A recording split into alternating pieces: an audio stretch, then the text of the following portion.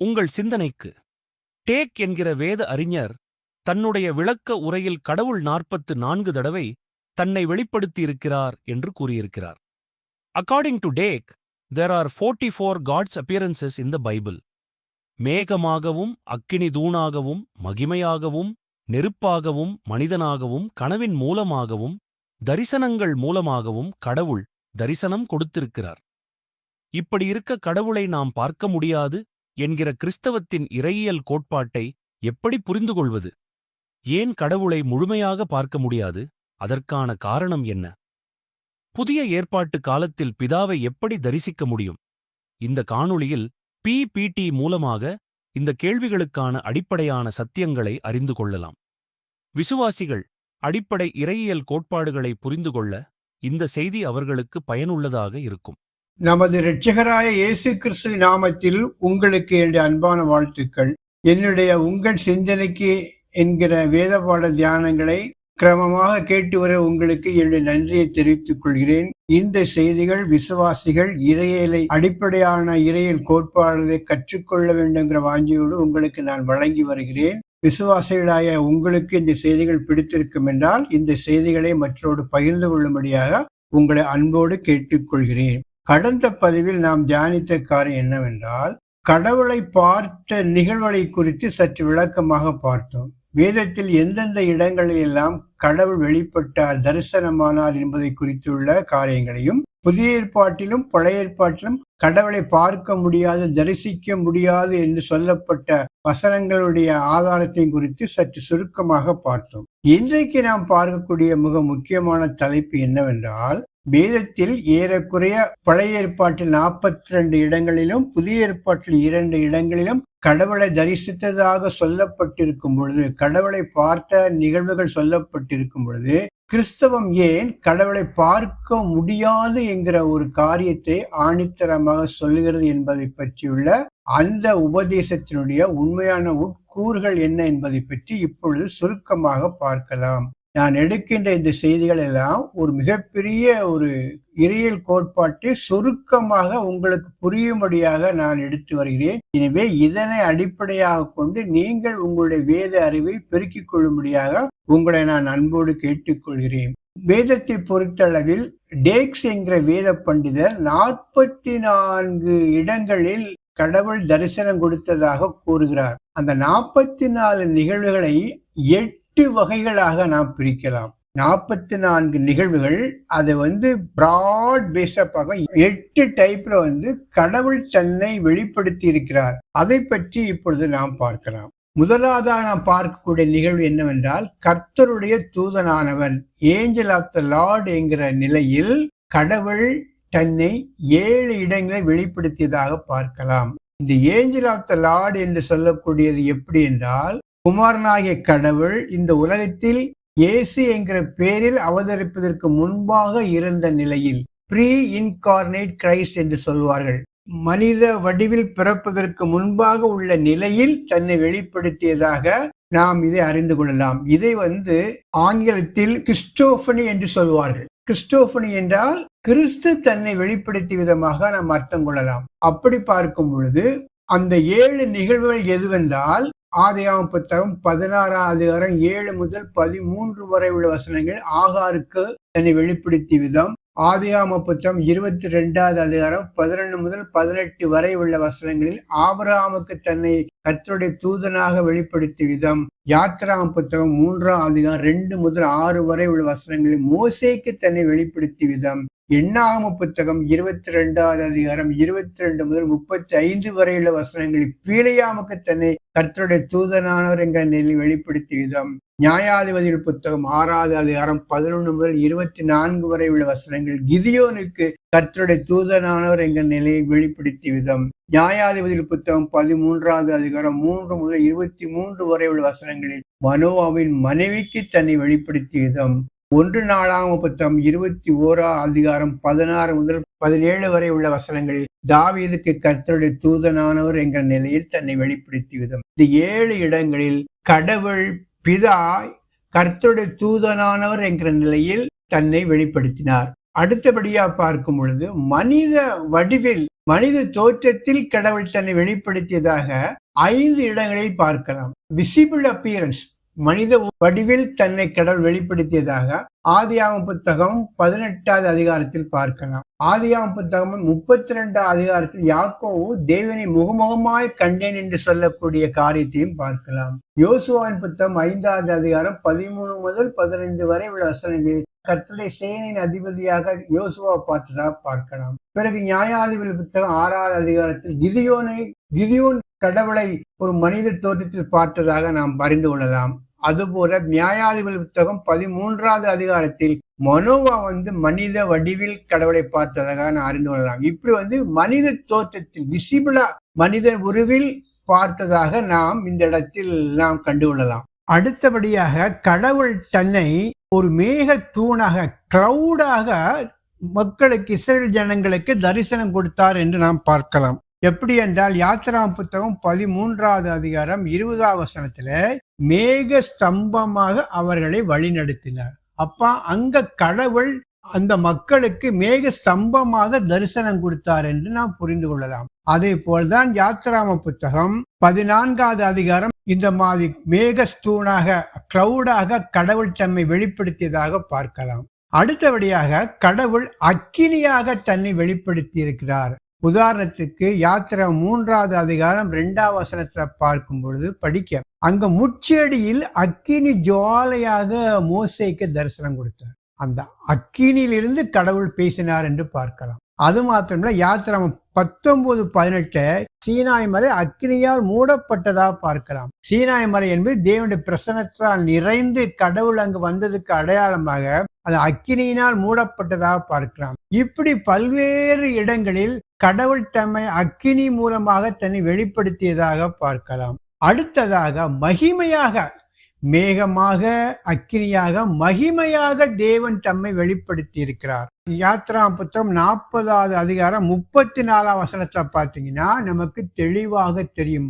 ஆசரிப்பு கூடாரத்துல தேவனுடைய மகிமை செகினா என்கிற தேவ மகிமை இறங்கியதாக பார்க்கலாம். எண்ணாகமம் புத்தகம் 20:6 பார்க்கும் பொழுது கர்த்தருடைய மகிமை அவர்களுக்கு காணப்பட்டதாக தெரிந்து கொள்ளலாம். லேவியராகமம் புத்தகம் 9வது அதிகாரம் 23-24 ஜனங்களுக்கு தேவனுடைய மகிமை தோன்றியது என்று நாம் புரிந்து கொள்ளலாம். இப்படி பல்வேறு இடங்களில் தேவனுடைய மகிமை, குளோரி வெளிப்பட்டதாக பார்க்கலாம். அதாவது மேகமாக, அக்கினியாக, தேவனுடைய மகிமையாக கடவுள் வெளிப்பட்டதாக பார்க்கலாம். அடுத்ததாக இன்னொரு பகுதி என்னன்னா, இது எங்க வருதுன்னா தேவனுடைய பகுதியான வெளிப்படுத்தல், பார்ஷியல் ரெவல்யூஷன் என்று சொல்வார்கள். யாத்திராகமம் புத்தகம் 33வது அதிகாரம் 18 முதல் 23 வரை உள்ள வசனங்களில் பார்க்கும் பொழுது மோசே கடவுளுடைய முகத்தை பார்க்க விரும்பினான். அதற்கு கடவுள் சொன்ன காரியம் என்னவென்றால், நீ என் முகத்தை காண மாட்ட, ஒரு மனுஷனும் என்னை கண்டு உயிரோடு இருக்க முடியாது. ஆனாலும் அதற்கு ஒரு ப்ரொவிஷன் கொடுத்து, நான் கடந்து போகும்போது என் பின்பக்கத்தை காண்பாய், என் முகமோ உனக்கு காணப்படாது என்று சொல்கிறார். அப்படி என்றால் இது ஒரு பார்ஷியல் ரெவல்யூஷன், முழுமையாக தன்னை வெளிப்படுத்தாமல் கடவுளுடைய பின்புறத்தை மோசே பார்த்ததாக பார்க்கலாம். அடுத்தபடியாக கடவுள் தரிசனங்கள் மூலமாக கூட தன்னை வெளிப்படுத்தி இருக்கிறார். தரிசனங்கள் மூலமாக தேவனுடைய பிள்ளைகள், இஸ்ரேல் ஜனங்கள் கடவுளை பார்த்ததாக நாம் அறிந்து கொள்ளலாம். ஏசாயா 6வது அதிகாரம் 1 முதல் 5 வரை உள்ள வசனங்கள், எசேக்கியேல் 8:11, எசேக்கியேல் 1வது அதிகாரம் போன்ற பல இடங்களில் தரிசனங்கள் மூலமாக கடவுள் தன்னை வெளிப்படுத்தி இருக்கிறார்.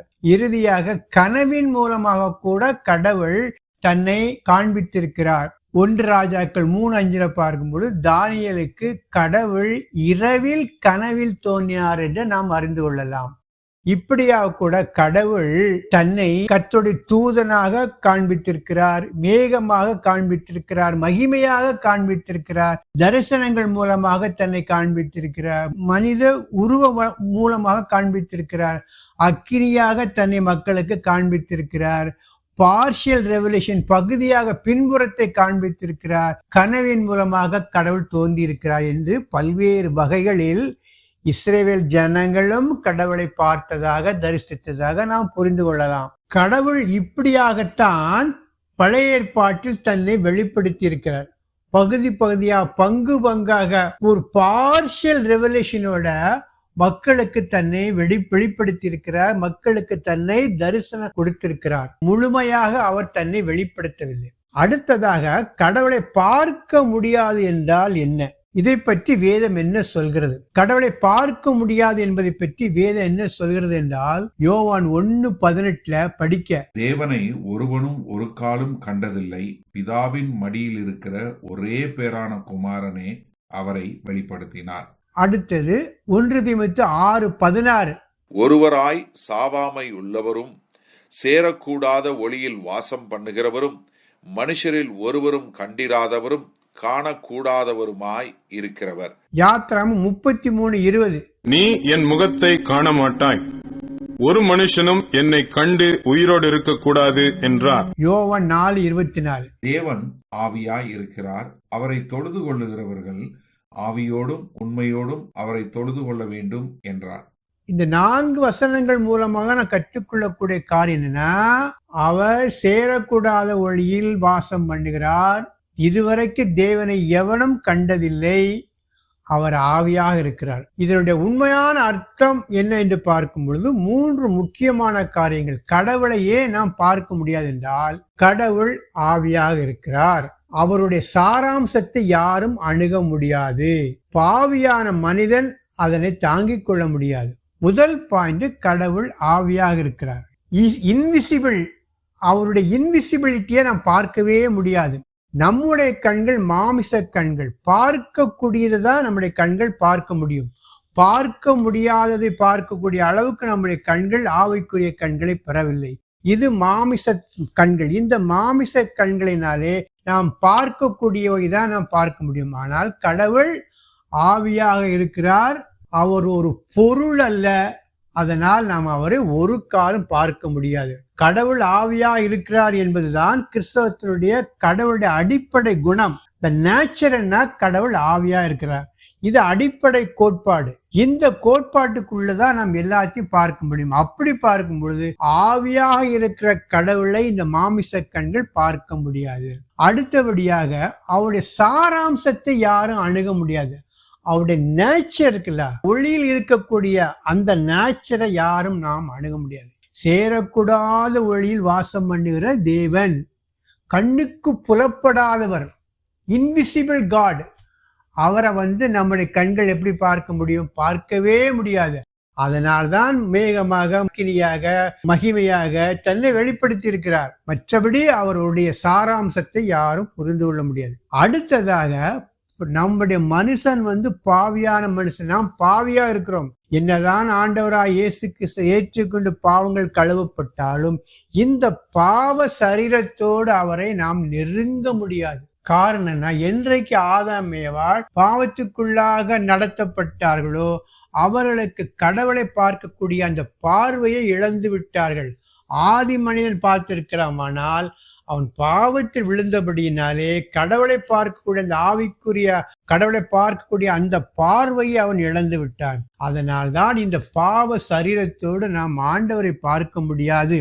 நாம் ரட்சிக்கப்பட்டு ஆண்டவர் வரும் பொழுது, நாம் நம்முடைய சரீரம் மறுரூபமாக்கப்படும் பொழுது ஆண்டவராய் இயேசு கிறிஸ்துவுக்குள் நாம் பிதாவை தரிசிக்க முடியுமே தவிர, இந்த பாவ சரீரத்தினால் தேவனுடைய பிரசன்னத்தை, தேவ தரிசனத்தை பார்க்க முடியாது, அணுக முடியாது. இதுக்கு ஒரே ஒரு உதாரணம் என்னவென்றால், ஏசாயா தீர்க்க தரிசன புத்தகம் 6வது அதிகாரம் 1 முதல் 5 வரை உள்ள வசனங்களில் ஏசாயா ஒரு தரிசனம் காண்கிறான். அந்த தரிசனத்தில் சிங்காசனத்தில் வீற்றிருப்பவருடைய மகிமையை பார்த்தவுடனே அவன் ஐயோ நான் அதமானேன் என்று கூப்பிடுகிறார். அந்த அளவுக்கு தரிசனத்திலேயே அவருடைய மகிமையை பார்க்க முடியாமல் அலறுகிறான். அதமானேன் என்று சொல்லி அவன் அவ்வளவு நடுக்கம் உள்ளவனாக காணப்படுகின்றான். எனவே அவருடைய ஒளியில் நாம் சேரவே முடியாது, அணுகவே முடியாது. அவ்வளவு பெரிய ஒளியில் வாசம் பண்ணுகிற தேவனை இந்த பாவ சரீரமாக இருக்கிற இந்த மனிதன் ஒருபோதும் அணுக முடியாது. இதுதான் முக்கியமான ஏன் அணுக முடியாதுன்னா, அவர் ஒளியாக இருக்கிறார், அவர் ஆவியாக இருக்கிறார். இந்த பாவ சரீரத்தோட நாம் அவரை அணுக முடியாது. அவருடைய முழு சாராம்சத்தையே நாம் பார்க்க முடியாது. அவருடைய இன்விசிபிலிட்டி, அவருடைய பரிசுத்தம், மகிமை, இதெல்லாம் முழுமையாக யாரும் நாம் பார்க்க முடியாது. பகுதி பகுதியாக மகிமையாக தேவ தரிசனங்களை அங்கொன்றும் இங்கொன்றுமாக ஒரு சில நிகழ்வுகள் நமக்கு காண்பித்திருக்கிறார் தவிர முழுமையாக அவர் தன்னை வெளிப்படுத்தவில்லை. இதுதான் நாம் கடவுளை ஏன் பார்க்க முடியாது என்பதற்கான அர்த்தம். இறுதியாக, இன்றைக்கு புதிய ஏற்பாட்டு காலத்தில் பிதாவை நாம் தரிசிக்க முடியுமா? இதற்கான சரியான பதிலை நாம் எங்கே பெற்றுக்கொள்ள வேண்டும் என்றால், யோவான் எழுதிய நற்செய்தி நூல் 14வது அதிகாரத்தில் நாம் பார்க்கலாம். இங்கு பிலிப்புக்கும் இயேசு கிறிஸ்துவுக்கும் நடந்த உரையாடலில் பிலிப்பு இயேசுவை நோக்கி ஒரு கேள்வி கேட்கிறான். பிதாவை எங்களுக்கு காண்பியும், அது எங்களுக்கு போதும் என்று சொன்ன பொழுது ஆண்டவர் மிகவும் வருத்தப்பட்டு அவனை நோக்கி, என்னை கண்டவன் பிதாவை கண்டான், அப்படி இருக்க நீ பிதாவை எங்களுக்கு காண்பியும் என்று எப்படி சொல்கிறாய் என்று சொல்லிவிட்டு, நான் பிதாவிலும் பிதா என்னிலும் இருக்கிறதை நம்புங்கள். அப்படி என்றால் என்ன அர்த்தம்? இன்றைக்கு ஆண்டவராய் இயேசு கிறிஸ்து இறந்து 2000 ஆண்டுகள் ஆன பிறகும் நாம் எப்படி அவரை தரிசிக்க முடியும் என்றால், இயேசு கிறிஸ்து உயிரோடு வாழ்ந்த நாட்களில் அவர் 100% தேவனாக வாழ்ந்தார். கடவுளுடைய அத்தனை குணாதிசயங்களையும், all the attributes of God அவரிடம் காணப்பட்டது. அப்படி இருக்கும் பொழுது இன்றைக்கு அவர் மரித்து உயிரோடு எழுந்து பிதாவோடு இருக்கிறபடினாலே அவருடைய காரியங்களை, அவருடைய வார்த்தைகளை, அவருடைய பரிசுத்தத்தை நாம் உண்மையா உட்கொண்டு உள்வாங்கி நாம் நடக்கும் பொழுது நாம் பிதாவை ஆவியினால் தரிசிக்க முடியும். குமாரனாய் இயேசு கிறிஸ்து மூலமாக இன்றைக்கு நாம் பிதாவை ஆவியினாலே ஆராதனை செய்து கொண்டிருக்கிறோம். அதனால்தான் இயேசு கிறிஸ்து ஒரு இடத்தில் சொல்கிறார், ஆவியோடும் உண்மையோடும் தொழுது கொள்கிற காலம் வந்துவிட்டது, பிதாவை எங்கும் தொழுது கொள்கிற காலம் வந்துவிட்டது. பிதாவை தரிசிக்கக்கூடிய காலத்தில் இன்று நாம் இருக்கிறோம். எப்படி என்றால், நாம் இயேசு கிறிஸ்துவனுடைய கற்பனைகள், அவருடைய கோட்பாடுகள், அவர் சொன்ன உபதேசத்தின்படி நடந்து அவருக்குள் நாம் வாழும் பொழுது நிச்சயமாகவே அவரை தரிசிப்பதாகத்தான் நாம் புரிந்து கொள்ள வேண்டும். இதுதான் நாம் பிதாவை தரிசிக்க முடியுமா என்பதற்கான இன்றைக்குள்ள காலகட்டத்திற்கான பதில். இந்த செய்திகள் உங்களுக்கு பிடித்திருக்கும் என்றால் லைக் பண்ணுங்க. இதை பற்றி உள்ள உங்கள் விமர்சனங்களை யூடியூபில் பதிவிட்டால் நலமாக இருக்கும். கர்த்தர் உங்களை ஆஸ்வதிப்பாராக. ஆமேன்.